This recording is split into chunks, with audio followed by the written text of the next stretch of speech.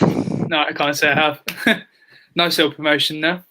Yeah, a little. So, obviously we are live with Ramblin Gamblin. Unfortunately, today you're going to have to put up with my voice. Harrison will not be here tonight, so it's just us three today. There's no Zach as well. So hopefully we can make the most of it and, turn it into a good show. But today I'm joined by Jason and Scott. How are you boys doing? Good, sir. Really good. Thank you. Not bad. How about yourself? Coping during this quarantine. Obviously tested positive last week, so just tried to be productive, get some work done, keep myself mentally sane because I know this is not easy. And obviously Jason as well. I think you might potentially have it as well. I might potentially too. What kind of symptoms are you having? I don't literally have any of the symptoms. Really? All the standout ones. All I've literally got is tiredness, chest pains, and a bit of dehydration. But obviously, have you got any outstanding symptoms? Just extremely fatigued. Like I'll 1 second I'll wake up and I'm fine, and then I go to try to do something, and it's like somebody just zaps my energy, and I honestly feel like I'm going to fall asleep just standing there. And then obviously that shortness of breath too is just, it kind of hits you where you go to walk to the bathroom and walk back, and it's like, okay, I got to catch my breath. But yeah, other than that, I feel fine. Like right now, I feel great, but I guarantee after we're done, I'm going to be like, oh shit, I probably shouldn't have done that. No, I guarantee you in like an hour or so's time, that's when it starts to kick in. It's crazy, honestly. But Scott, is your health all well? You all good? Not having to suffer like us? No, I got like a common cold, but I take that. Oh yeah, sure. The common cold. That's how it all starts off, I'm afraid. Starts off there. Yeah, enough of this COVID bollocks. We're here to talk UFC Fight Night 6.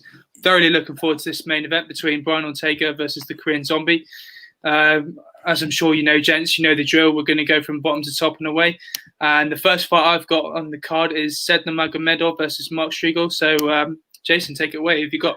We'll take it away. I'm going to go with both of these guys are making their UFC debuts on this one, if I'm not mistaken. Gamrot, pretty impressive. He was fighting in KSW, I believe is the fight league he was from. He was the featherweight and lightweight champ coming in. I think he's going to be too much. I think Gamrot gets it done. But don't sleep because I'll probably screw up his name when I try to pronounce this. We'll just say Kutateladze. Wait, which fight are you on about? I think I've got Sedna Magomedov. Oh, we're doing this. I have my notes are backwards. My bad. I was so confused. I'm like, I was going on the main event one. Sorry about that. Yeah, no, that's all right. On the Nurmagomedov, I mean, I don't bet against the Russians. That's kind of my backbone in this one. Striegel's tough, man. He's got a lot of power. He could bring it, but I think Nurmagomedov is just. I think he's going to be too much. I think he's going to be the quicker fighter. I think he'll end up just outpointing him, and I think he'll just kind of cruise to an easy decision in this one. So my pick is decision. Decision. Yeah, I agree with that. I got Nurmagomedov as well. I actually like Striegel. He's 18-2. He's making his debut. He's already 32, unfortunately, but he's got like a really relentless grappling game. Very aggressive wrestler. He's also got a first-round win over Kai Kara France, which is sort of impressive. Yeah. His cardio is a bit weak, unfortunately, but he's definitely not a quitter. You saw that in his loss to McLaren. He looked very good in that loss. He fought very hard. Nurmagomedov is just too good, though. His wrestling is solid. His grappling is exceptional, and it's really his striking. His striking is great. He's got good spinning attacks, knockout power, trains with Khabib, exceptional cardio, and I think he just dominates this fight. Yeah, I'm literally going to totally echo you boys, honestly. I mean, I think I should start implementing that bet you've got going on, Jace, with you can't back you've always got to back the Russians. I totally agree. I mean, every single one of them are just unstoppable right now, from obviously Khabib all the way to Sedna Magomedov. And yeah, literally, like I said, I'm just going to echo you boys on this one. I think you look at this on paper, Striegel obviously has not fought since 2018, and does the sort of whole ring rust factor play into it? I don't know. I'm one where I do believe in ring rust. I mean, unless you're using the time wisely, if you've been off for 2 years or so, but you're using that time to train consistently day in, day out, then maybe you might come back fitter than ever. But against a guy like Sedna Magomedov, I mean, it's certainly going to be tough with that long layoff to compete against a guy like Nurmagomedov. As you touched upon earlier, Scott trains with Khabib, and he's Russian. You just can't bet against him. I think wherever the fight goes, I think Sed's definitely going to have Muck's number on this one, and I think he has all the capabilities of getting the fight done. I don't think we'll see a finish. I'm going to go for Nurmagomedov via a unanimous decision victory on this one, which leads us on to our next fight between Gadzhimurad Antigulov versus Maxime Grishin. Probably butchered those names, but screw it. Jace, who have you got for that one? We need Harrison in here with his pronunciations because he studies them before we jump on here. Fair play to the man. I'm gonna have. We just sat here and praised the Russians, and I'm gonna go against him on this one. Really? Antigulov. The guy had a ton of potential coming in at light heavyweight. I think Grishin is just going to be too much for him. I think this is going to be closer than the odds are. They put it at. He's like a 3-1 underdog. Antigulov. If you look at Grishin's last fight, he took a short notice heavyweight fight against Marcin Tybura back in July. And Tybura kind of outmuscled him, which we kind of figured because he's moving up from light heavyweight to heavyweight to fight him and on short notice. I don't foresee that happening in this one with Grishin. I think even if he does get taken down, I think overall he's gonna be able to do enough to kind of take over. And I think he ends up ending this fight. I think he ends up getting it done in the second round stoppage.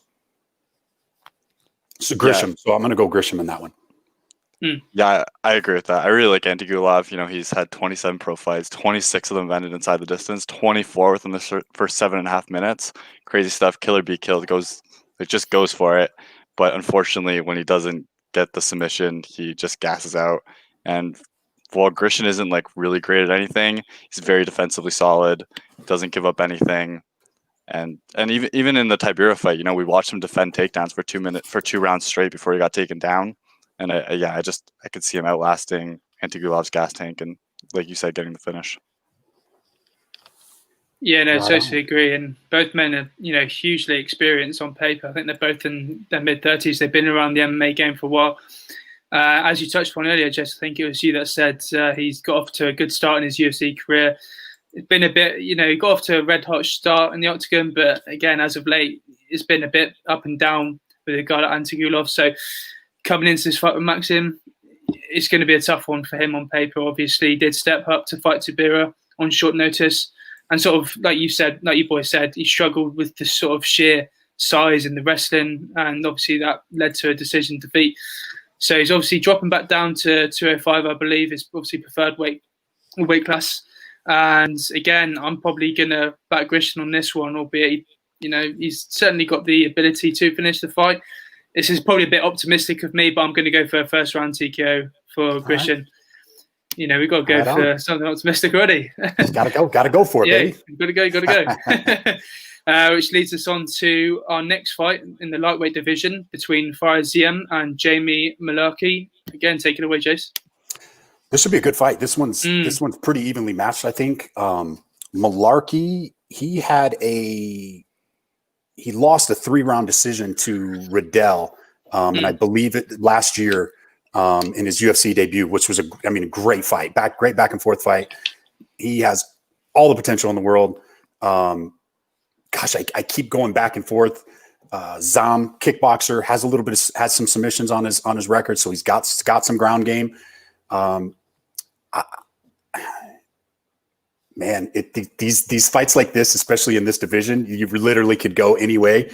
I'm gonna go with the underdog in this fight. I'm gonna take Zam on this fight. And I think he's going to get it done by decision. Yeah, I'm going the other. Oh, sorry. I was just going to say I'm probably reaching a little bit on this one, but I'm a little bit of a risk taker. So. Yeah, I'm going the other way here. I like Zam as well. He's 10-3. He's only 23 years old, so I imagine he's improving. He also only made his debut a year ago, but he also made that debut in Abu Dhabi, so I don't think the layoff's really going to matter. Former K1 European champion. He's got nasty leg kicks. He's got poor takedown defense, but he's got decent offensive takedowns. One issue, though, is he doesn't really love to engage in his striking, despite the fact that he has a massive edge there most times. He loves to engage in the grappling, and he actually landed 10 significant strikes in his UFC debut. Where Mullarkey, he's also young, only 26 years old, trains under Ross Pearson at West Coast MMA. Strong striker, strong grappler. Like you said, he had that fight with Brad Riddle. Brad Riddle probably being a better striker than Ziam, despite the fact they're both really credentialed. Also, Malarkey fought a two-time Brazilian Muay Thai champion in his last regional fight. So he's been fighting good strikers lately, and I just think that he's going to be more well-rounded and be able to find the win. Yeah, no, totally agree with you. I think it's a shame for Malarkey, obviously, against Riddle. It's probably a bit of a tough stylistic matchup on paper, but again, coming into this fight with Ziam, I think he gets a victory on this one. I just think he has, that the game plan, and certainly the versatile approach with him to sort of be comfortable wherever the fight goes. I think striking wise, he's very comfortable. He keeps up in the striking and mixes in the takedowns as well. So again, with the wrestling department and in the exchanges, that's certainly going to be a plan B with the wrestling. When the fight's standing, Malarkey's definitely going to be comfortable and sort of, he doesn't look like he's going to be knocked out in this fight against Ziam. So I think wherever the fight goes, I think Malarkey's going to have Ziam's number on this one. I think he'll be comfortable. I don't think we'll get to see the finish in this fight. I just see Malarkey outpointing him to a decision victory. So again, we've got a full house on this one. Oh no, sorry, Jace, you went for Ziam. Yeah, I'm going the opposite way on this one. Trying to spice it up a little bit. Oh no, it makes good content, honestly. Yeah, we can't always agree. We can't always agree, right? No, and again, MMA is a very unpredictable game. I mean, we can't agree on anything, on everything. I'm going to be getting a lot of hate messages. I went with that pick and you were wrong. And our next fight is in the middleweight division between Jun Yong Park and John Phillips. Jace, who have you got for that one, mate? So on this one, I'm going to go with Park on this one, and only because I think the skill level on this one, I think he's just going to outclass him. He's the much better fighter. He's a much more all-around fighter. With that being said, Phillips does have some serious power. If you saw, I believe it was his last fight, he had that 14-second KO. So he has the power, he has the pressure that he could end up knocking him out. But I think that that's the only way that he can win, is by knockout. And with Park being he's a counterpuncher, so he likes to counterpunch. He could end up getting into some trouble, but I think he's going to be the better, more all-around fighter. I think he just kind of picks him apart, and I think he wins it via decision. So I'm going to go with Young Park on this one by decision. I completely agree. Park's just the way better fighter. Phillips came in as like the white Mike Tyson, and then he totally let the name down. He went 1-4. He ended up hitting one knockout. But yeah, went 1-4 in the UFC so far. He has no volume to his game. He lands, I don't have the exact number, but it's a very low amount of significant strikes. He's got 11% takedown defense. Not a very good jiu-jitsu game. And then you fight Park, who's just all volume. Like he lands 6.41 significant strikes per minute. His last fight, he landed 77 significant strikes and 5 takedowns. Those takedowns are going to be huge against Phillips' 11% takedown defense. And then even if he doesn't end up hitting takedowns, like he's just going to out-volume him. So should be an easy win for him, probably by submission. Yeah, no, I totally agree. And I think if you look at John Phillips' record, I think 7 of his losses have come via submission. I think one of his last fights was against Chimaev, and obviously there's no shame in losing to that bloke right now. I mean, he's on another planet right now. But if I was Park going into this one, technically wherever this fight goes, I think Park definitely has Phillips' number. But if you're a man like Jun Yong Park in this one, I think you're definitely going to want to take the fight to the floor and potentially get the submission, because, like I said, he's very capable wherever the fight goes. He's a very great technical boxer. But does he want to be trading with Phillips, who does have that knockout power, like you alluded to earlier, Jason? I don't know. So I think if you look at Phillips' record and his ability on the mat, if I was Park, I'd be licking my lips right now. And that's certainly going to be the game plan going into this fight. If you get the fight to the floor early on and drag him to the mat, then maybe, Park hands him an early submission loss. So I'm probably going to go, this is probably a very optimistic pick, but I'm going to go for a Park via first round submission. There you go. Why not? Why not? I mean, Phillips is just so susceptible to that takedown, and as soon as he got his back, it's good night for Phillips, unfortunately. Yeah. But yeah, you never know, I guess. Our next fight, I believe, is a flyweight clash between Gillian Robertson and Poliana Botelho. Who have you got for that one, Jason? I actually think they're fighting at welterweight. I think the Krause moved up to welterweight. I think. is Tapology showing flyweight? Yeah, I've got Tapology. Gillian Robertson versus Poliana Botelho. I think Cláudio Silva, from what I've got, is moved up to the main card. So it's De Silva and Krause, right? Oh, really? I'm going off of Tapology on this one. That's weird. I'm a little lost on that one. Let me pull that Tapology up just so I can see, because I thought it was Krause and De Silva. I thought Krause is filling in for somebody.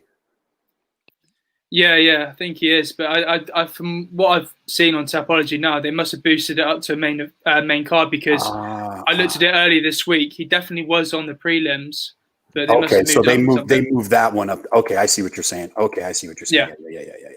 Cláudio, yeah, they did move that up there. So which one did you have on there? Gillian Robertson versus Poliana Botelho. Gillian Robertson. Honestly, I didn't even look at this fight. I must have totally missed this one. So I'm probably gonna skip this one because I didn't even look into it, honestly. I don't want to give you a pick and just kind of wing it and be like, oh crap, yeah, that was wrong. I really didn't even look at this one. Didn't even notice it was on the card. So yeah. I apologize on that, gents. No, that's all right. They've certainly chopped and changed it this week in terms of the order. So you're excused for this one. Have you got a prediction for this one, Scott? Putting you on the spot, Scott. You're up. Sorry. Yeah, all good. I love Gillian Robertson here. Part of it might be some Canadian bias, but I really think this is this is a great matchup for her stylistically. People are low on her because she's only 8-4 as a pro, and they remember the loss to Barber and stuff like that. But she's 5-2 in the UFC and only 25 years old, training out of the greatest gym, American Top Team. She just received her black belt, and it's a very legit black belt. When you watch her take out a world champion like Froda, took Froda down, passed her guard, dominated. And she also just got her last win. I can't remember who it was against, but it was very impressive. Who was the last one against? It was against Courtney Casey. Courtney Casey, another top girl. Her striking game, it could be a little bit sloppy, but once again, she's young and she's improving fast. And same as her wrestling game. Her wrestling game is very relentless. She does sometimes give up position, but it's just like she's just improving so quickly. And then you look at Botelho. Botelho is 8-2, 3-1 in the UFC. She's 31 years old, so not improving quite as fast, but still a very solid record. Training out of Nova União, which would have been really impressive 8 years ago. This not so impressive anymore. She has the typical Nova União takedown defense. Apparently, she's a Brazilian wrestling champion. Couldn't really confirm that anywhere, but she said it a couple times, so I'm going to assume that she's not lying. And she did show excellent takedown defense versus Gonzalez. But when you watch her fight Cavillo, she just couldn't stand up. She just had no stand-up game. She's only a blue belt in jiu-jitsu, and she has gas tank issues. So I think Robertson is just going to continuously push takedowns, press the pace, and get a pretty easy win. Yeah, no, I totally agree. I think if Botelho sort of uses that, decent movement and jab to keep Robertson at bay, then maybe we'll see her get the victory on this one. But I'm totally in agreement with you, Scott. I genuinely think Gillian Robertson's definitely going to have her number in this one. I think you saw Botelho against Cynthia Cavillo, obviously got submitted in the end. And, for a woman like Gillian Robertson, she's going to constantly put the pressure on you and constantly look for the takedown. And once she gets it, it's going to be a tough night at the office for Botelho. And I genuinely see her getting it done earlier. I think if she just shoots right from the get-go, I think she wraps up. I think it'll be her 5th submission victory in her professional career if she wins via submission in this one. So I think her sheer strength in that department, in the wrestling department, in the grappling exchanges, I genuinely think she gets a submission victory on this one. I think she'll be too much with Botelho. I'm going to go for a Robertson via first-round submission. And our next fighters are featured on the prelims. This is the final fight in the prelims versus Mateusz Gamrot and Guram Kutateladze. Jason, who have you got for that one? That was the one that I started off on because my notes are backwards. So Gamrot is my pick. He is. Yes. Both these guys are making their UFC debuts. Gamrot, former KSW lightweight and featherweight champ. The kid's 17-0. Ton of potential. I think he picks him apart. I think it's an easy decision. He's just going to cruise his way to a decision. I'm going to say he's going to win by decision. That's my pick. Gamrot by decision. Yeah, I agree. Gamrot's just so good. Like you said, two division KSW champion. Only ever 2 division KSW champion too. This is going to be his third fight in 4 months, so he's been very active. He's a 2x Polish Brazilian Jiu-Jitsu champion, a 2x European ADCC champion, talented striker as well. He does seem hittable at times, but overall just puts the pace on guys. His opponent is decent, 11-2, making his UFC debut. He's also very well-rounded, but there's just nothing special about his game. So when you just compare the level of competition and their overall skill set, I think you have to pick Gamrot to win. Yeah, no, I totally agree. I'm echoing you boys for this one again. I think from what I've seen, many people in the Polish community and the European community have certainly picked up Gamrot for a while. And I mean, that record speaks for itself. And if you're winning titles in various promotions across Europe, that's going to give you a lot of confidence going into your UFC debut. And as you boys said, I think with the well-rounded ability, I genuinely believe that he can certainly pick Guram apart. And wherever the fight goes, I think Mateusz will certainly hold his own and literally dominate probably a comfortable decision victory. Again, like you talked about earlier, his speed, his movement, his power, and his overall striking is very crisp and sharp. I just see this being an easy decision victory for Gamrot. And I believe our first fight on the main card is between Thomas Almeida versus Jonathan Martinez at featherweight. So who have you got for that one, Jason? This is a good one to start off the main card with. This one should be a banger. I love Thomas Almeida. Stand up. He's quick. He's got hand speed, foot speed. I mean, the guy's an all-around athlete. He's had a few little setbacks, but I think he's starting to change his game up a little bit. He's fighting a little bit smarter, which I think he ends up doing against Jonathan Martinez, who's going to be no joke. I think what you're going to see is Martinez has some deadly knees. He can get those knees in there. I just think Almeida's athleticism is going to be a little bit too much for him, and I think it's going to be a great fight. Probably could be up there for fight of the night. 100%. This one's another one you could kind of flip a coin bet, but I'm going to say Almeida gets it done by decision. Close decision. Could be a split decision, but I'm going to go Almeida by decision. Just too much athleticism, I think. So I'm going the other way here. I really like Martinez. He's only 3-2 in the UFC, but I think you can argue that if it wasn't for a bad decision against Uwell, he'd be 4-1. He just fought 2 months ago, very active. He's got excellent defense. His defense is really his best asset. He's got those nasty low leg calf kicks that just mess opponents up. Like you said, those knees up the middle. He's deaded 2 opponents with those. Just very talented striker. His real weakness is his grappling game, but I just don't think you're going to see that against Almeida. Yeah. Almeida is also a very talented striker. He actually lands 5.66 significant strikes per minute, which is very high volume and something that's going to win fights. He's got great kicks too, which I think will allow him to really have a big differential in strikes. My real issue, he's got, like you talked about earlier, James, he's got like layoffs are real, ring rust is real. He's got he's got almost 3 years since his last fight. His last fight was a knockout loss to Rob Font. I think that's going to be a big deal. And also, I'm not convinced this guy has a great chin. When you go through his record, dropped twice by Brad Pickett, knocked out by Cody Garbrandt, huge favorite against Cody Garbrandt in that fight too, which is crazy. He was rocked twice by Rivera, and then he was KO'd by Font. Martinez has power, and I can see him putting his lights out. Yeah, I think his last win Almeida came in 2016. That was crazy, honestly. I mean, he started off his career on an unprecedented run until obviously lost to Cody Garbrandt and got a couple of defeats under his belt. And as you said, he hasn't fought since 2018. I do believe in ring rust. And as you touched upon earlier, Jason, I'm very much looking forward to this fight. I mean, this certainly has all the potentials to be the fight of the night. It's going to be a fun one, to say the least, between two southpaws that definitely do their best work on the feet.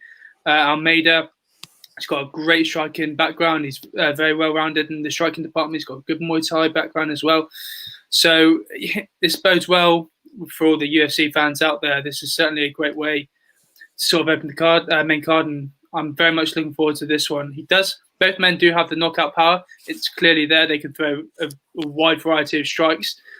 Both men have got a lot of finishes via knockout. So again, I do believe in ring rust, although I'm going to sort of lean towards Almeida on this one. Although his last win came in 2016, I genuinely think he has certainly the striking background to sort of get the job done in this one. I'm going to go for a second round TKO on this one. It's a bit optimistic, but I can see there's certainly a path to victory for Martinez in this one. But I think just based on his well-rounded approach to striking, and that great background. Regardless of the ring rust, I think he'll get the job done on this one, which leads us to our next bout. I think this is the one between Cláudio Silva and James Krause. Yeah, that's what I've got. So Jason, take it away. This one is the Silva and Cláudio Silva, James Krause. Yeah, Cláudio Silva, James Krause one. Let me get back to my notes. Where's my notes at on this one? Cláudio Silva, James Krause. Sorry, I thought I had my notes up in there. If I'm not mistaken, Krause is taking this on short notice, right? Yeah, I think so. I think he's filling in for somebody on this one.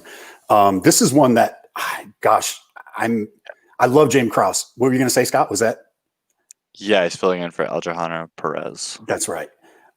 Man, that's a tough for De Silva to have James Krause filling in for a fill-in for somebody, because he's going to have his hands full. De Silva, he does have a win over Leon Edwards. He pushes the pace. This could be a wild back and forth. It could be a very entertaining fight. I think Krause is going to end up getting this done, though. I think he's going to be too much, even on a short notice. But I think we're going to see a fun fight. I think it's going to be back and forth. And like I said, I love the way De Silva he just keeps pressing. He's pressing. But like I said, I think the experience factor with James Krause coming in is going to be just a tad bit too much for him. So I'm going to go Krause. I love James Krause. One of my favorite fighters. He's doing great things with Glory MMA and Fitness. He's should be 4-1. He's 4-1 since the Ultimate Fighter run. Could be 5-0 if you gave him the Giles win. Very well rounded. 15 submission wins, 8 knockouts. He's 27-8 as a pro. BJJ black belt, I believe. His cardio's, as he's 34, his cardio is going a little bit. You watch him tired against Alex White. You watch him tired against Giles. And yeah, because of that, I just can't pick him against Silva. Silva also has gas tank issues, but he's just so relentless with his grappling. He hits takedowns and he finishes guys. He's a BJJ black belt, and he has very impressive BJJ credentials. Not quite ADCC, but he's won some very big tournaments.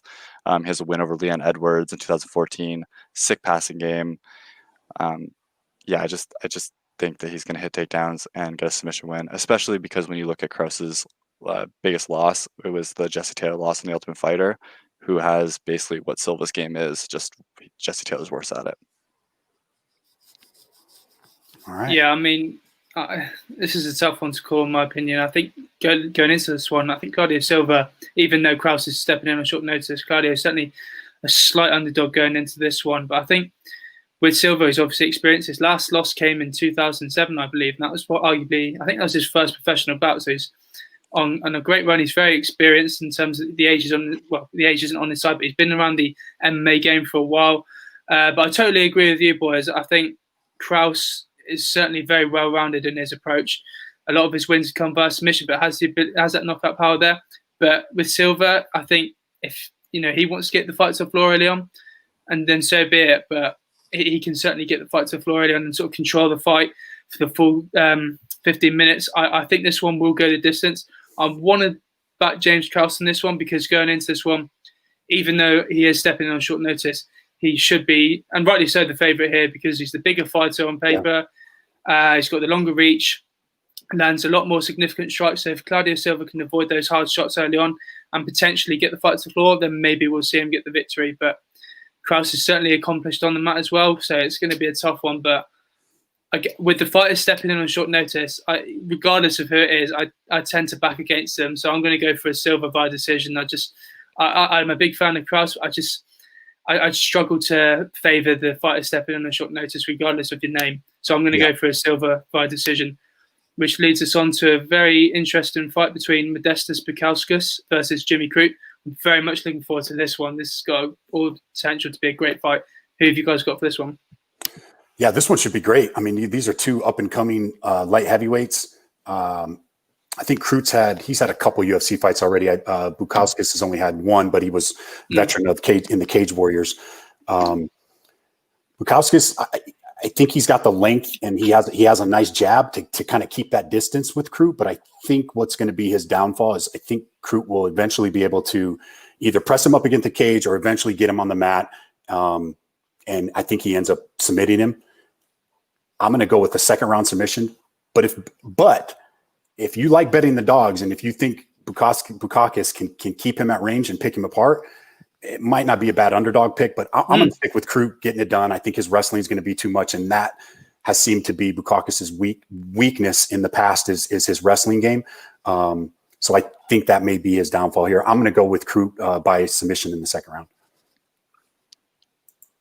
Yeah, I agree with Crute. I'm not impressed with Bukauskas at all. Can't say his name either. But yeah, I'm just not impressed with him at all. You know, in 2016, he had 2 losses. He lost both of them within the first 2 minutes. Since then, he went on a 7-fight run. But if you watch those fights, every single fight is the exact same. He gets taken down very easily, multiple times. He ends up getting his way back to his feet, and he has great power, and he knocks the guy out. But it's just not it's just not a reliable path to victory at the elite level. You know, his takedown defense just isn't there. And even when you watch his latest fight, I'm not gonna be able to say that guy's name either. Michailidis. He stepped up on short notice, was up a weight class, and it was a very competitive bout. And then there was some weird elbows and the cage door open. I don't know if you've seen it, but also the cage door. It was like really weird. But I don't that fight was even competitive for as long as it lasted. And then you look at Crute. Crute's 24 years old, big and strong for the weight class, knockout power, you know, knocked out Sam Alvey, got a winner on the Contender Series by knockout, has super good wrestling, good double leg, ended up, you know, he didn't out wrestle Paul Craig, but he out grappled him, that's for sure. It's black belt in BJJ. And yeah, I just think with Bukauskas' poor takedown defense and how good Crute is, it's going to be a very easy victory for Crute. Yeah, it's a shame for this one. I mean, I've spoken to Modestas loads of times. I've interacted with him with a lot, and I tend to back the fighters that I interview. And I've got nothing but respect for Modestas, but he's probably the first one I'm going to go against in this one. I don't know on paper how he gets this one done. I mean, I've watched him in his Cage Warrior days. He was the former light heavyweight champion. He's very impressive in his Cage Warrior days.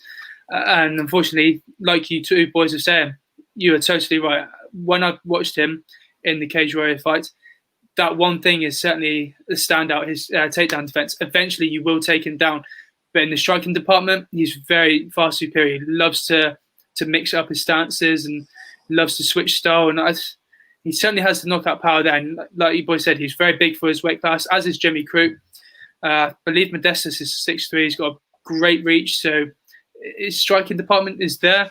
It's just whether or not he can keep the fight standing. I genuinely don't see it happening.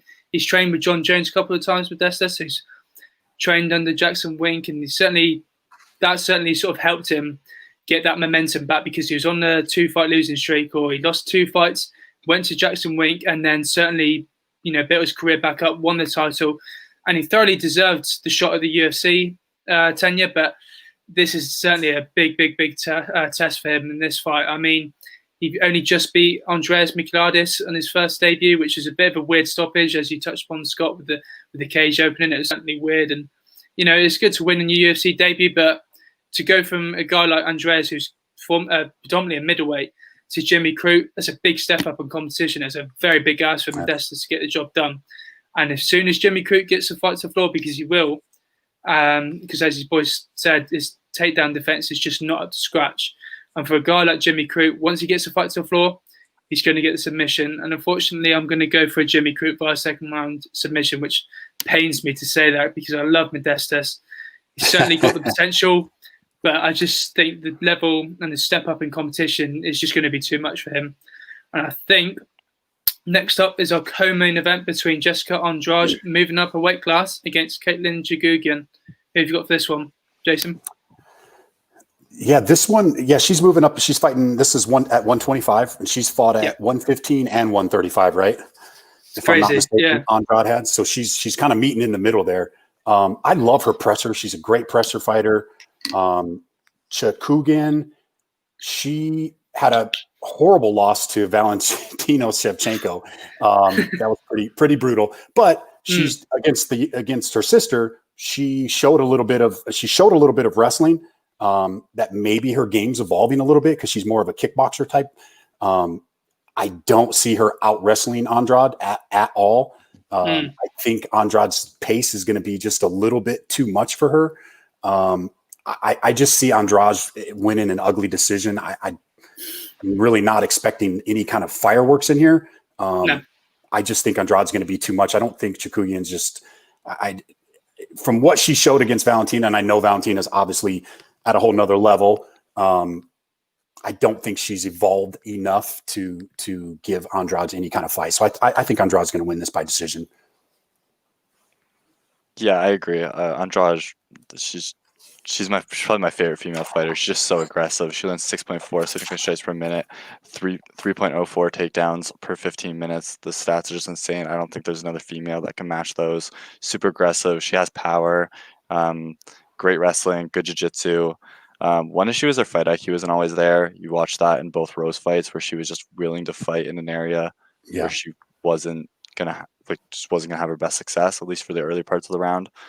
To me, the real thing here, though, is how she's going to handle the weight class. You know, at bantamweight, she wasn't elite. She was 4-3, had some decent wins, won once against Carl Pennington, lost once. But when it wasn't until she hit strawweight that she truly became an elite fighter. She went 7-3, won UFC gold. Really, her only losses were to Joanna and Willie, and then the one loss to Rose. Even that Rose fight, though, you can tell she was clearly winning the later stages of it, and probably would have won a 5-round fight. And then you look at Chookagian, her issues are clear. It's her wrestling. You know, she has great striking. She doesn't have the power in her striking, which could be an issue here, stopping Andrade's, but it's her wrestling's the issue. She's taken out 4 times versus Carmouche, taken out 3 times versus Calderwood. 3 times versus Calderwood is very bad, by the way, too. Calderwood's underrated wrestling, but it's not that great. And then she was also taken out 3 times by the champion. She looked like she might have improved that in her latest fight, but taking down Antonia Shevchenko just isn't enough to make me think that you improved it that much. So I had to pick Andrade here. Yeah, no, totally agree. I mean, that's one thing that stands out with Chookagian. She's most comfortable standing up. She's certainly got some decent striking skills, but her takedown defense is honestly abysmal. I genuinely think with Jessica Andrade, she's certainly got the capability of wherever the fight goes, she's definitely going to have Katlyn's number. She's very aggressive. And I'm a big fan of Jessica Andrade. Maybe this might be her sort of weight class in a way, but as of right now, no one's beating Valentina, but she may be comfortable, Jessica, beating the top contenders at flyweight. I think this is a perfect fight for her to start off her flyweight debut at UFC. So she's a pressure fighter. She usually gets the best of her opponent on the feet with wild punches. She likes to pop behind the strikes. She's violent in terms of the stand-up game. And again, even on the ground, she's very complete. She's known for her striking, but again, like I said, also successful in a takedown. So I'm pretty much going to echo with you boys on this one. I genuinely don't see where Katlyn sort of gets the win on this one. She showed some sort of aggressiveness in her last fight, which may give some people slight confidence going into this one. But Jessica Andrade is just on another kettle of fish in this one. So I'm going to back Andrade in this one. I'm going to go via decision. And our final fight of the night between Brian Ortega versus the Korean zombie, Sung Jung. Very much looking forward to this one, gents. Who have you guys got? This one I think is the one that every MMA fan out there is like chomping at the bits to see. Here's my breakdown. Yeah. I'll tell you my bet first that I think is a solid bet. So if you're a betting guy, I think the over 2.5 rounds in this fight is pretty much a lock. I don't see either one of these guys getting finished in 2 rounds. I think you see a 3rd round in this fight. With that being said, the Korean zombie, he's kind of resurrected his career. He's had 2 after his loss to Yair Rodriguez from that elbow, which I believe he was winning that fight, if I'm not mistaken. He got caught with that elbow right at the end. He's had 2 impressive wins. He's just had an impressive win over Frankie Edgar. You touched on this a little bit earlier, James, with my only concern with Ortega, who has probably one of the sickest ground games in the UFC. My only concern is the layoff between his last fight and the fight in general, because he got beat pretty bad. So how is that going to play into him? Is he going to come back a different fighter? Is he going to come back better? Or is that going to linger in his head from that loss? Because he gets in there with Korean Zombie, he's going to be getting hit like he was in that Max Holloway fight. They're going to be banging. They're going to be trading. I keep going back and forth because I love both of these fighters. I'm going to stick with my original pick was Korean Zombie. I think he's going to do enough to get it done. but I would not be surprised if Ortega slaps a submission on him as well. My pick is going to be Korean Zombie to win, but if I'm a betting man, I think the over 2.5 is the solid pick on this one. Scott, go ahead. You're the jiu-jitsu guy. So I actually like the over 2.5 as well. I didn't bet it. I did see a lot of other people betting it though, and I took a hard look at it today. I think it's definitely something to consider. But you touched on it with Ortega. The real question is like, what are we going to see out of him? You know, his last fight, he got hit with 290 significant strikes, and then took a 2-year layoff. Like, I really don't know. Also, during that 2-year layoff, he had ACL surgery. So like, I really don't know what to expect out of him. He does have good striking. It's very underrated. His jiu-jitsu, like you said, is just absolutely elite. You know that. Yeah, it's under Henry Gracie, just absolutely elite. There's not much else to say about it besides that. His problem is that he doesn't really wrestle much. His wrestling isn't great, and he's openly talked about in interviews how he doesn't like how jiu-jitsu guys spam takedowns, talks about how it hurts their cardio, and it's just not an overall winning strategy. And that worries me when, you know, you're going to fight guys that are better strikers than you, like Max Holloway, and not shoot many takedowns. Also, it worries me how reliant he is on a finish. You know, he was losing to Tavares, was losing to Guida, and was 1-1 and probably losing the fight to Mayakano before hitting the finishes. And I just don't love backing guys that are so reliant on a finish. And then you look at Korean Zombie, and I think people forget how elite he is. You know, he took that long layoff due to military service. But, I mean, the guy's 6-2. His only losses are the loss to Rodriguez, which he won 24 minutes and 59 seconds of, and took an elbow to the face, and then his loss to Jose Aldo when Jose Aldo was the king, like probably the featherweight GOAT. You know, he's got excellent striking, tons of power, 77% takedown defense too. So even if Ortega does come out to wrestle, I don't think he's going to succeed at a high rate. He's also got extremely underrated grappling. You know, this is a guy that submitted Dustin Poirier, which is no joke. So yeah, I have to pick Korean Zombie to take it. Yeah, again, literally just going to echo you boys on this one. I think this fight is obviously long overdue. We've wanted to see this fight for God knows how long. They've had some back and forth over the past year or so, but the main question with me is, where's Brian Ortega going to be at mentally?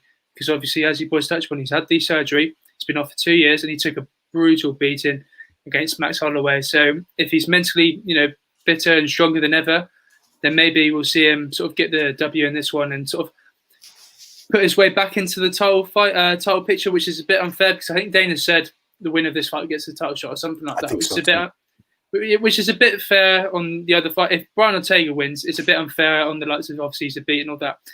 But if Korean Zombie wins, you know, fair enough, he deserves it because, again, like you boys touched, he's been on an unprecedented streak as of late. And it was very unfortunate against Yair Rodriguez. And again, these two men, regardless of whether it's submission or knockout, they are finishers. And I'm very much looking forward to this fight. I do think this one, again, like you said, this does go past the second round, going into the third round, the championship rounds.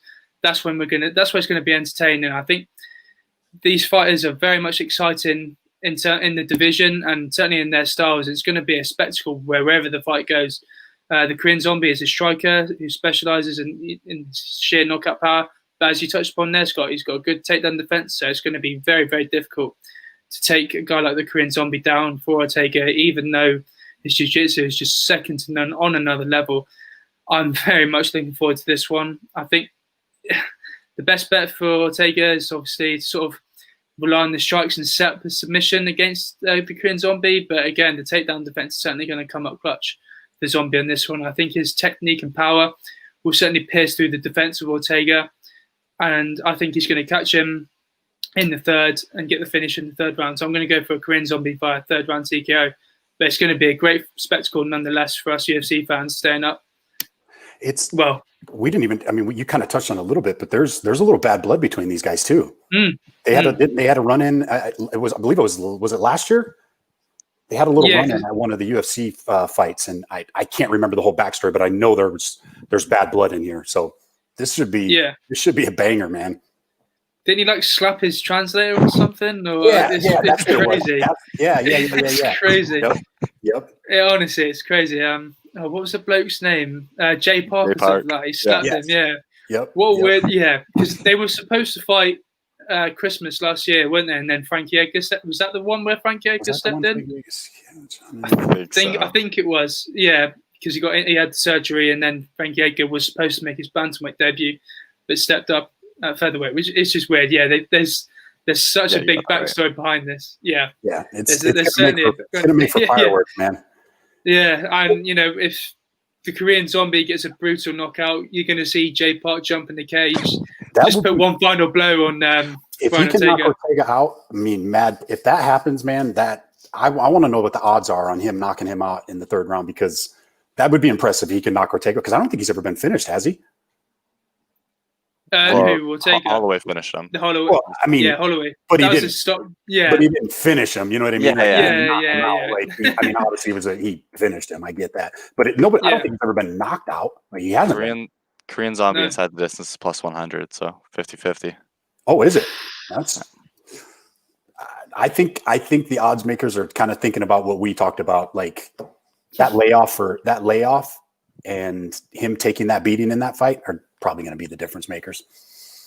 Yeah, it's certainly crazy for however long you take off. I mean, to come back against a guy like Korean Zombie on a great streak right now, it's going to be tough to come up with a win on this one. I think it's going to be a case of where he's at mentally, because if he's not quite there and he's still got that Max Holloway loss at the back of his mind going into the fight, then it's going to be a tough night at the office for Brian Ortega. For sure.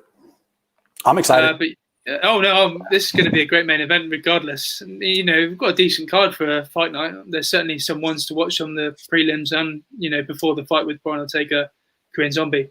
Zach and I were talking about doing a little, like a fight companion thing where we're just going to go live for the main event and just stream your reaction or talk trash, have fun. So it'll be fun. I've always enjoyed the reaction pieces or people going live during fights just to give their reactions. See the reactions. Oh, yeah. Imagine just an incredible knockout. I would love to have seen people's reaction for Ngannou's knockout over Rosenstreich. Because, that was 5 a.m. for me, and I literally screamed the house down. I was in sheer ecstasy with that one. But no, we've covered the full fight card. We've done it in just under 15 minutes. We've done well considering it's only us three. So hopefully we can get Harrison and Zach on next week for UFC 254 between Khabib and Gaethje. For sure. Now, I'm looking forward to that one personally. But, we'll save all the excitement for next week. Have any of you boys got anything else to add, or, we could wrap it up? I think that's it, man. Yeah, is it? Scott, have you got anything else to say? No, that's it. Yeah, no, we covered the full card, and, it's certainly going to be a great weekend. I'm very much looking forward to it. Guys, thank you for coming on. We'll see you probably either tomorrow or if you're going on the show, or if not, we'll see you for next Thursday banging pay-per-view card. Bellator's on right now, by the way. Cyborg's fighting tonight. Cyborg, yeah. Is that on right now, or it's on a bit later? The prelims are on right now. Oh, okay. Yeah. I could give that a watch right now, even though it's what's time now? 1 a.m. Yeah. All right, guys. Check out LFA tomorrow too. LFA tomorrow. Oh yeah, LFA tomorrow too. Yeah. LFA. Hell yeah. TJ Gorthu and Aaron Jeffrey both fighting, both from Niagara Top Team. It's gonna be the next greatest gym in the world. Go check it out. We'll have to check that one out. All right, Scott. All right. I'll take your word for that. Yeah, one to watch. Yeah. Take care, chaps. Thank you for joining me again. All right, guys. Appreciate it. Thank you.